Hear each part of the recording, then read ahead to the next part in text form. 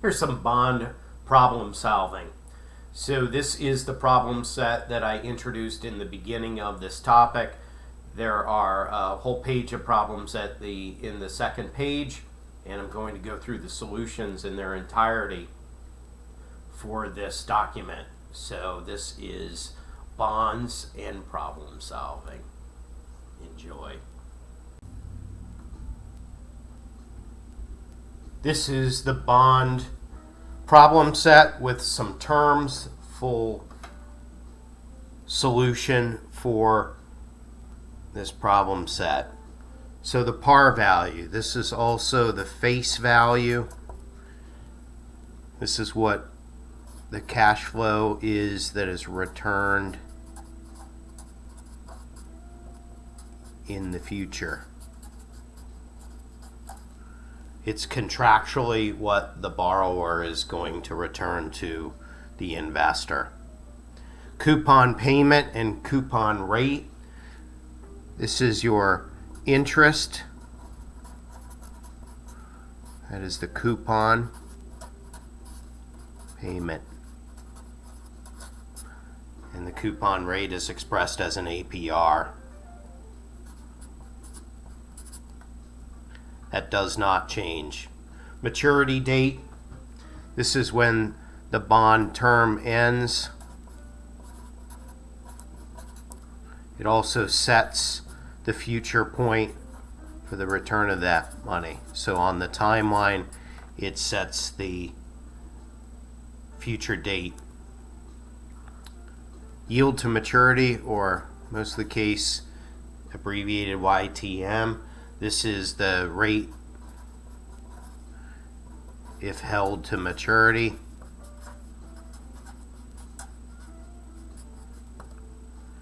Current yield is a little different.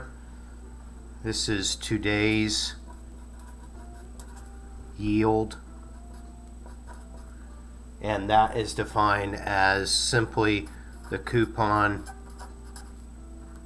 and that's a dollar amount over the price.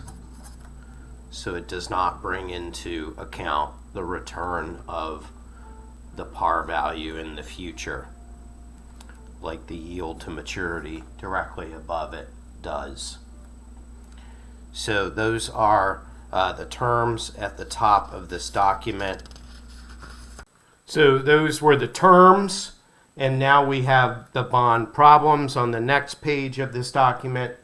And each one has something different to solve for. There's a question mark in here for what needs to be solved for in every one of these problems.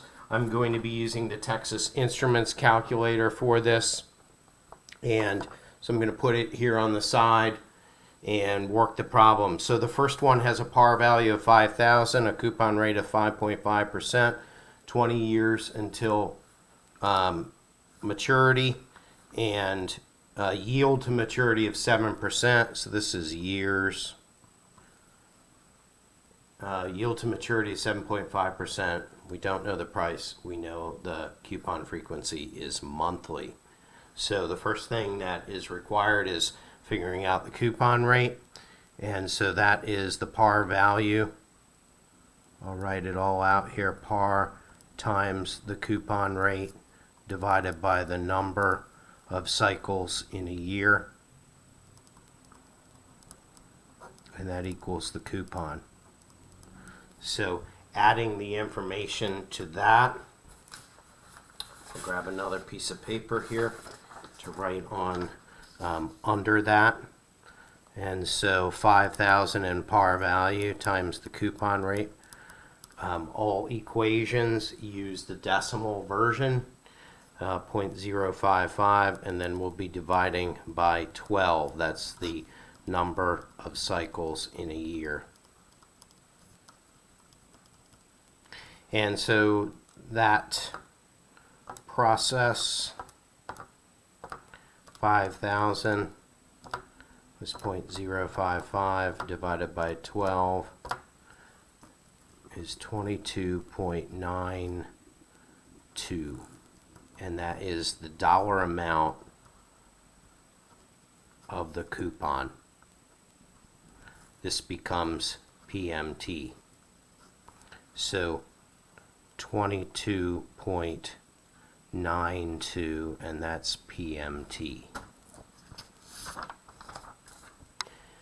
So N then is the 20 years times 12 per year, and our I over Y is 7.5. That's also divided by 12. So now those two match our cycle. We're left to calculate the price. Clear out my calculator in its entirety. This 5,000 is the future value. That's the par value, so that's returned to us when we buy the bond. It's returned to us at maturity. So 5,000 and future value 22.92, and payment 20 times 12, and the equal sign says that's 240, and I press N. 7.5 divided by 12, just to show you that number is there, and I over Y. And so what we don't know here, we put everything in except the present value.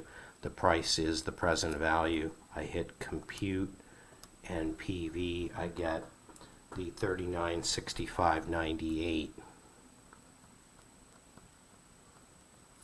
And so that is our price. That is an outflow at this point in time. We're buying it for $39.65. We receive the 5,000 20 years in the future, and every one of these coupons every 12 times a year, every month during that ownership, or 24 times. So that's the first problem. The second problem, we're solving for the coupon rate. I will clear the calculator out here in anticipation of working this problem. My frequency is monthly, so my N is equal to 30 times 12, or 360. My I over Y has to be monthly as well, so that's 12.5 divided by 12. I know the price, I know the future value, and so there are all of my parameters. Again, the calculator is cleared out. So I need to punch this information into the calculator. I have 5,000 and a future value. I have 360 and N. I have 12.5 divided by 12. That's equal to that. That's my I over Y. I have 4804.8. Oops. 4804. Oops. 4804.8. And I'm going to make that a negative number using this key. And that then is my present value. So I've entered everything in. I'm going to solve here for, we're headed for coupon rate, so I need to solve for payment. So I hit compute and payment, and I get $50. So PMT equals 50. I'm not done there because I need the rate. So up here I multiplied the rate times the par value and divided it by the number of cycles in the compounding. So the first thing I need to do working back is multiply it now times the number of cycles, because I have the coupon and I'm working up to the coupon rate. So the $50 times 12 is equal to the total interest that the bond pays in a year, and that then is 600. In order to find the coupon rate, I have to take 600 and divide it by par. I'm working my way up. 600 divided by 5,000. It's going to be 12%, 0.12, or 12%. So the coupon rate and the yield to maturity are fairly close, and you can see the price and the par value are fairly close as well, but the yield to maturity is a little higher. That pushes the calculated price down. So that is the second one. The third problem, we don't know the yield to maturity. It's another monthly problem. So I have 1,000 times 0.12 divided by 12. I'll figure that out in a second. N is 20 times 12, or 240. This is the price, or the present value. And this, of course, is the future value. So if I clear my calculator out all three ways, I put 1,000 in for my future value. 1,000 times 0.12 divided by 12 payments in a year is $10.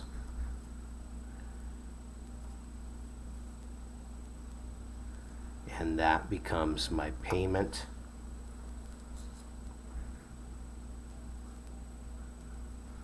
$240 and N, and then $25.70. I make that a negative because we would be buying that, so we'd be reaching our pocket, getting that money. That's the present value. I don't have the yield to maturity, so I hit compute and I over Y. And that is then the monthly or periodic interest rate. I multiply that times 12 because I need to make it annual. It's 2.25, really. And so that is part C here of the problems, and that's the 2.25%. You can see a huge difference between the par value and what it's currently selling for, $25.70. So it's selling for a huge premium, 2.5 times the face value, and that depresses the yield to maturity. So in D, we have 1D here, solving for the years to maturity. And so we have a coupon rate, again following the same procedure here. It's quarterly, so I'll divide that by 4. 5,000 times 0.06. Divide that by 4. We get 4 payments in a year. That's $75, and that's PMT. This is, of course, the future value. The yield to maturity is 10%, so I over Y is 10 divided by 4. This is present value. We have everything here except N. We're going to be solving for N, and it's going to generate the number of quarters. So clear the calculator out in all three ways. 5,000 and future value, 75 and payment, 10 divided by 4 equals, and that's I over Y, 3744.86. Make that a negative is the present value.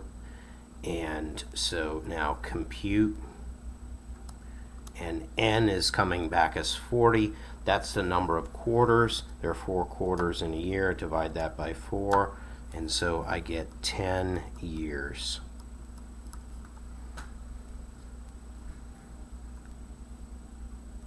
In E, again, we don't know the number of years.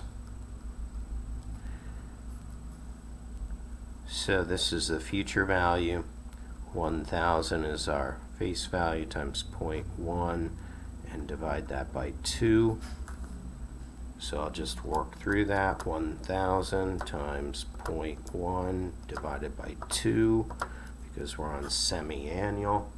And so I'm getting a payment of $50. Yield to maturity is 5%. That makes I over Y equal to 5 divided by 2. This is our present value. Clearing everything out. 1,000 and future value 50 and payment 5 divided by 2 equals I over y 1627.57. I'm going to make that an outflow. That's present value. And then I come back here, I'm looking for, this is going to give me compute and n. What is n here? N is the number of cycles, so it's the number of 6-month cycles. And there are 2 of them in a year, so I divide by 2, and that gives me 20 years. So I had 40 semi-annual cycles. Divide that by 2, I get 20 years.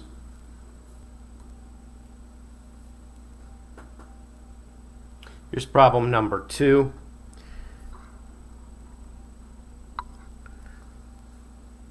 Problem number 2 is the Treasury problem. Just note here that this problem says today is February 15th, 2008, and this bond matures on August 15th, and it's cut off there because I reformatted this a little bit from the version that you have online, but that's 2013. So the first thing I'll do is draw a timeline out. When it says today, that's an indicator that that is time 0, and so that is 2/15/08. So that is time 0. This is a semi-annual frequency, so I'm going to try to figure out the number of cycles here for n. So in semi-annual, 6 months after that would be 8/15/08, and so then we would have February of the next year, and then August 15/09, the February, the August of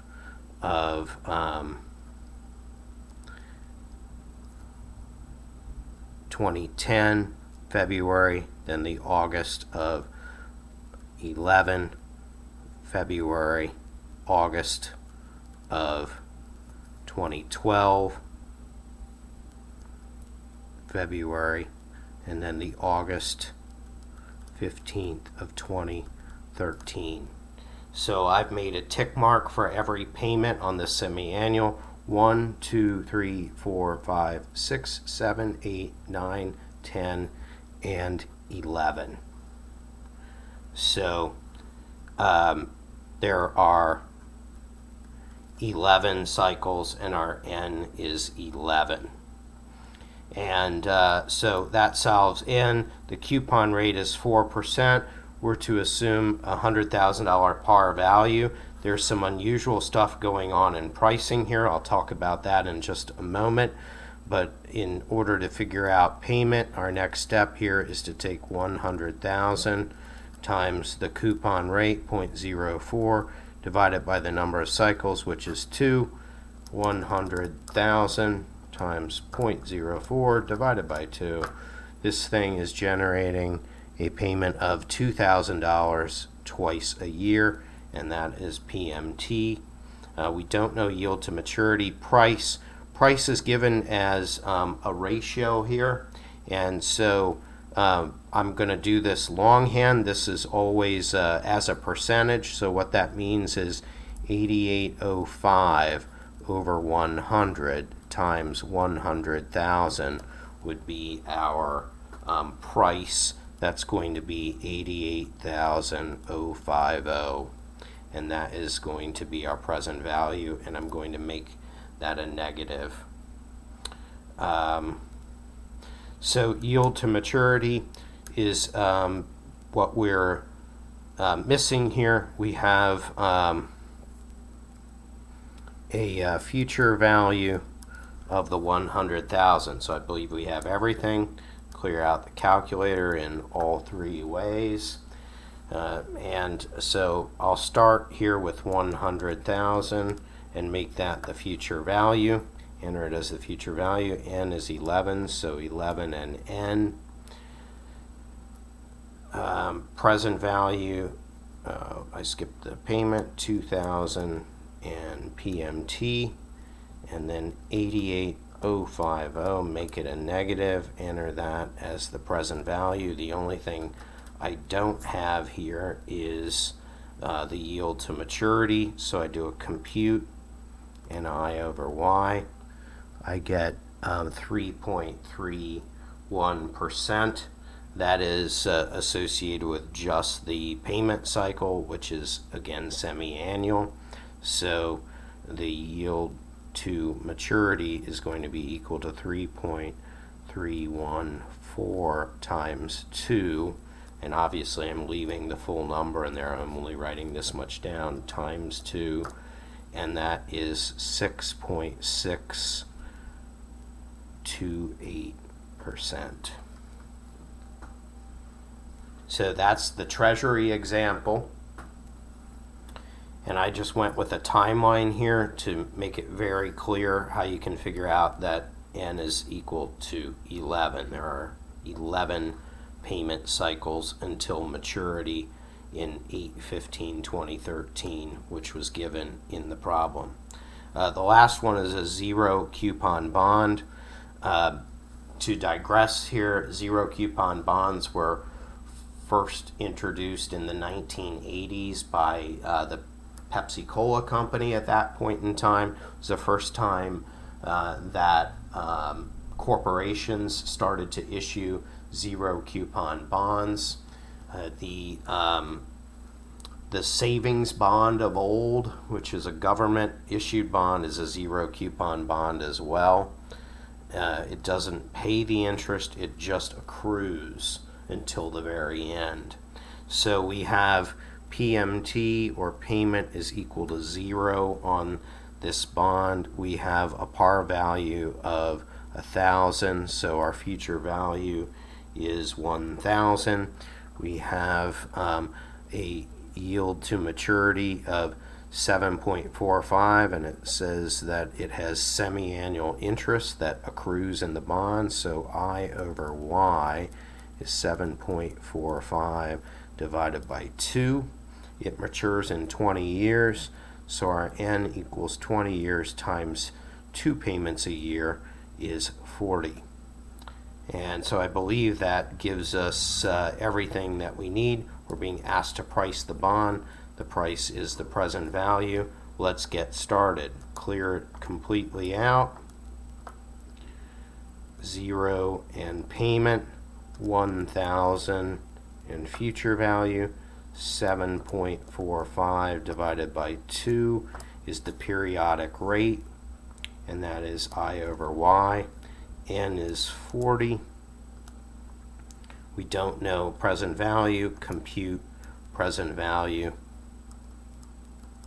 231.56. It's a negative number because it's an outflow. Present value is the price of that bond. You would pay $231 now, and in 20 years receive $1,000. The interest accrues over the life of the bond, but it's not actually generating an interest payment because our PMT is 0 here.